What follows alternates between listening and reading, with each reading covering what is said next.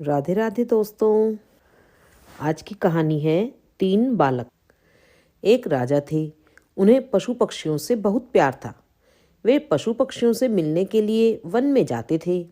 हमेशा की तरह एक दिन राजा पशु पक्षियों को देखने के लिए वन में गए। अचानक आसमान में बादल छा गए और तेज बारिश होने लगी। बारिश होने के कारण उन्हें ठीक से कुछ दिखाई नहीं दे रहा था। राजा रास्ता भटक गए। रास्ता ढूंढते ढूंढते किसी तरह राजा जंगल के किनारे पहुंच ही गए। भूख प्यास और थकान से बेचैन राजा एक बड़े से पेड़ के नीचे बैठ गए। तभी राजा को उधर से आते हुए 3 बालक दिखाई दिए। राजा ने उन्हें प्यार से अपने पास बुलाया। बच्चों, यहाँ आओ, मेरी बात सुनो। तीनों बालक हंसते खेलते राजा के पास आ गए। तब राजा बोले, मुझे बहुत भूख और प्यास लगी है। क्या मुझे भोजन और पानी मिल सकता है? बालक बोले, पास में ही हमारा घर है। हम अभी जाकर आपके लिए भोजन और पानी लेकर आते हैं। आप बस थोड़ा सा इंतजार कीजिए। तीनों बालक दौड़कर गए और राजा के लिए भोजन और पानी ले आए। राजा बालकों के व्यवहार से बहुत खुश हुए और बोले, प्यारे बच्चों, तुमने मेरी भूख और प्यास मिटाई है। मैं तुम तीनों बालकों को इनाम के रूप में कुछ देना चाहता हूँ। बताओ, तुम बालकों को क्या चाहिए? थोड़ी देर सोचने के बाद एक बालक बोला, महाराज, क्या आप मुझे एक बड़ा सा बंगला और गाड़ी दे सकते हैं? राजा बोले, हाँ हाँ, क्यों नहीं।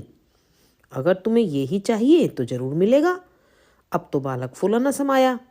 दूसरा बालक भी उछलते हुए बोला, मैं बहुत गरीब हूँ, मुझे धन चाहिए जिससे मैं भी अच्छा खा सकूं, अच्छे अच्छे कपड़े पहन सकूं और खूब मस्ती करूं। राजा मुस्कुराकर बोले, ठीक है बेटा, मैं तुम्हें बहुत सारा धन दूंगा। यह सुनकर दूसरा बालक भी खुशी से झूम उठा। तीसरा बालक भला क्यों चुप रहता? वह भी बोले, महाराज, क्या आप मेरा सपना भी पूरा करेंगे? मुस्कुराते हुए राजा ने कहा, क्यों नहीं बेटा, क्या सपना है तुम्हारा? क्या तुम्हें भी धन दौलत चाहिए? नहीं महाराज, मुझे धन दौलत नहीं चाहिए। मेरा सपना है कि मैं पढ़ लिख कर विद्वान बनूं। क्या आप मेरे लिए कुछ कर सकते हैं? तीसरे बालक की बात सुनकर राजा बहुत खुश हुआ।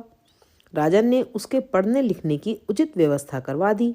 वह मेहनती बालक था। दिन रात लगन से पढ़ता और कक्षा में पहला स्थान प्राप्त करता। इस तरह समय बीतता गया। पढ़ लिख कर वह विद्वान बन गया। राजा ने उसे राज्य का मंत्री बना दिया। बुद्धिमान होने के कारण सभी लोग उसका आदर सम्मान करने लगे। उधर जिस बालक ने राजा से बंगला और गाड़ी मांगी थी, अचानक बाढ़ आने से उसका सब कुछ पानी में बह गया। दूसरा बालक भी धन मिलने के बाद कोई काम नहीं करता था। बस दिन भर फिजूल खर्च करके धन को उड़ाता और मौज मस्ती करता। लेकिन रखा हुआ धन भला कब तक चलता? एक समय आया कि उसका धन समाप्त हो गया। वह फिर से गरीब हो गया। दोनों बालक उदास होकर अपने मित्र यानी मंत्री से मिलने राजा के दरबार में गए। वे दुखी होकर अपने मित्र से बोले, हमने राजा से इनाम मांगने में बहुत बड़ी भूल कर दी।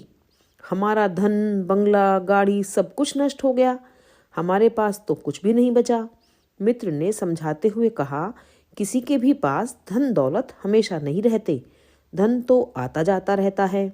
सिर्फ शिक्षा है जो हमारे पास रहती है हमेशा। धन से नहीं, बल्कि हम शिक्षा से ही धनवान बनते हैं। दोनों बालकों को अपनी गलती पर बहुत पछतावा हुआ। उन्होंने तय किया कि हम भी मेहनत और लगन से अपने जीवन को सुखी बनाएंगे। तो इसीलिए कहा गया है, विद्या धन से बड़ा कोई धन नहीं, ना इसे कोई चुरा सकता है, और जितना बांटो उतना ही अधिक बढ़ता है। तो अब इसीलिए अपने बच्चों को सामाजिक, राजनीतिक, व्यावसायिक, धार्मिक व नैतिक शिक्षा से परिपूर्ण करें। यही सच्चा धन है।